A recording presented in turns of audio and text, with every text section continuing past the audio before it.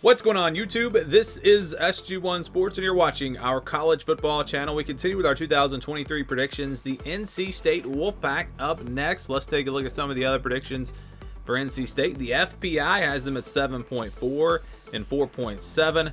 Athlon has them at 7 and 5. The over/under is at 6.5. So this team, 7 and 5 seems to be probably where they're expected to be. Maybe 8 and 4, maybe 6 and 6. So my thoughts on NC State. They bring in Brennan Armstrong, reunite him with his old offensive coordinator, where he was really, really good. I know he struggled last year, but I do expect him to win that starting job. Around him, though, they're very average. At wide receiver, at running back, very average. I don't really see any superstar type players for this team. They've had some really good receivers in the past, and again, I don't know if I see that with this team. A solid offensive line, so offensively they should be pretty good. And then you look at the defensive side of the ball, they've got some really good players, some All-American caliber players. Look at Peyton Wilson at linebacker. They've got 2 really good cornerbacks. But overall, top to bottom, the defense is full of a lot of inexperienced players and not the most talented defense out there. So there's a lot of question marks for NC State, and it's one of those teams that it really is going to come down to how well does Dave Dorn develop these players that have not really played a whole lot. They're inexperienced, and for the most part, you see with NC State, they get those guys developed because this is a consistent team year in and year out. They go to at least a bowl game pretty much every year, and so you expect them to develop those players to be pretty good, and it's just hard to predict. That certain teams are hard to predict because you're predicting something that you just haven't seen. You haven't seen these players on the field. You haven't seen their production. And so that makes these teams, again, very challenging to predict. I'm going to give it my best shot here at the NC State, and I could be way off the mark, but this is my prediction again. This is the schedule. They will play Notre Dame in the non-conference. Obviously going to be a tough matchup there. They don't have any other real challenges in the non-conference. You've got UConn, VMI, and then Marshall. So, UConn won't be an easy win for them. UConn proved last year this is a program, a team that's on the rise, but they're not, in my opinion, ready to take down one of the better teams in the ACC. So I think NC State goes on the road.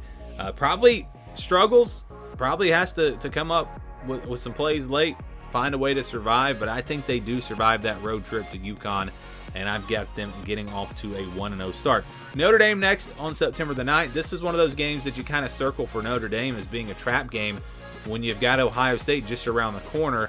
Now you've got to go on the road to face a pretty good NC State team, and so I think this will be a really good matchup here.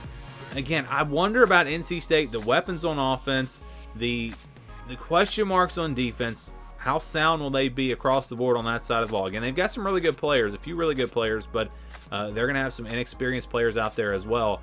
Notre Dame, a more talented team. They've added Sam Hartman at quarterback, so now that gives them a new element. We're expecting, again, I still think that the offensive play calling and the scheme is not going to make them super explosive in the pass game, but you would expect some improvement there for sure. So I think Notre Dame just is the better team here. Definitely an upset alert game for the Irish, but I think they do go on the road and win this one. So NC State loses to Notre Dame, then I think they'll beat VMI. After that, they've got a road game against Louisville, road game against Virginia. Louisville is after Virginia. So Virginia, probably the worst team in the ACC this year.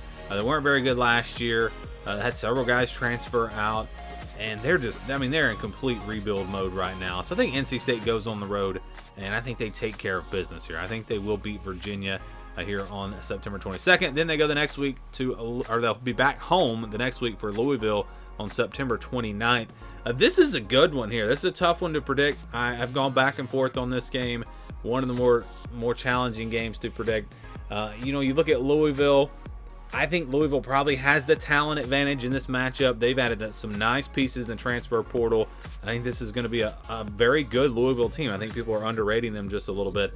With new coaching staff and everything, how will they come together? That's always a question.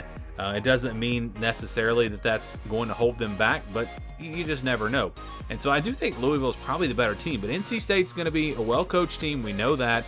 They've got their culture established. They're playing at home, so there are a lot of things that make you lean towards NC State in this game. I think Louisville probably the more talented team. Again, this was just a really tough one for me to predict, but I'm actually going to say Louisville wins this game. I just think they're a little bit better. It's on the road. It makes me really second guess this pick, but I'm going to say that Louisville is able to go on the road and get a big win here.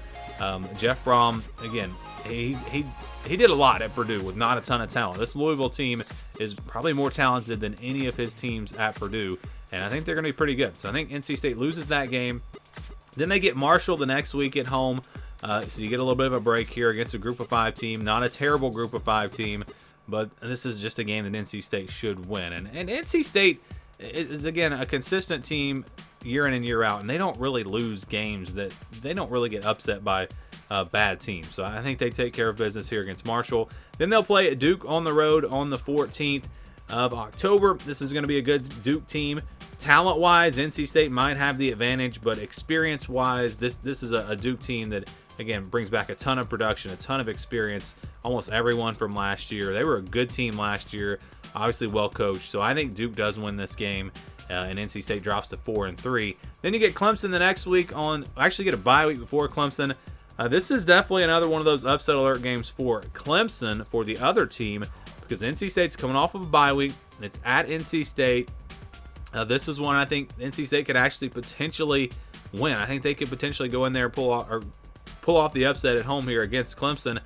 But again, I just think Clemson's going to be a little too good. This is an NC State team that I think is going to be probably one of the worst NC State teams we've seen in recent years. And again, that doesn't mean they're going to be bad, but you look at this team compared to last year and some of the previous years, I just don't think they have quite the talent that they've had in some of these other years. So I think Clemson just has that talent advantage. They find a way to win. A close one, though. That's going to be a scare, I think, for Clemson.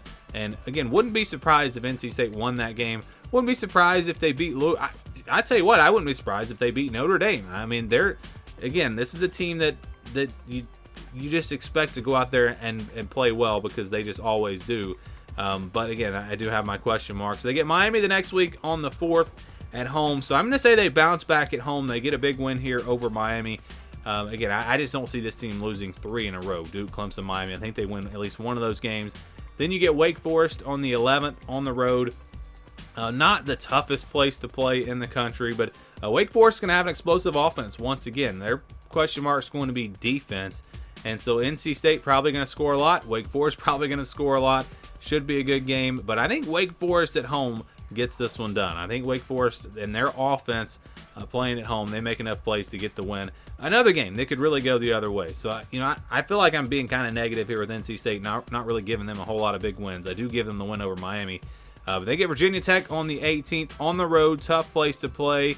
But NC State is the better team. I think they should be able to survive this road test. But that's a tough one. You never know. Virginia Tech was pretty bad last year, but I expect them to be better this year. And that is, again, a tough place to play. And then the final game against North Carolina, NC State went on the road, beat them last year. I think North Carolina returns the favor this year, and NC State loses their final game and falls to 6-6. So I was really between 7-5 and 6-6. I'm looking at that Louisville game. I'm looking at the Wake Forest game. Maybe they win one of those two and can get to 7-5. Maybe they win both of them and get to 8-4. Again, this is a team that has definitely proved people wrong before, but I do have my concerns, my question marks about the Wolfpack going into this season. If Brennan Armstrong comes in and balls out and plays great, yeah, maybe they could get to 8-4. But I'm going to go with 6-6, still getting into a bowl game, but a little bit of a disappointing year for NC State. Give me your thoughts, your predictions on NC State down in the comments below.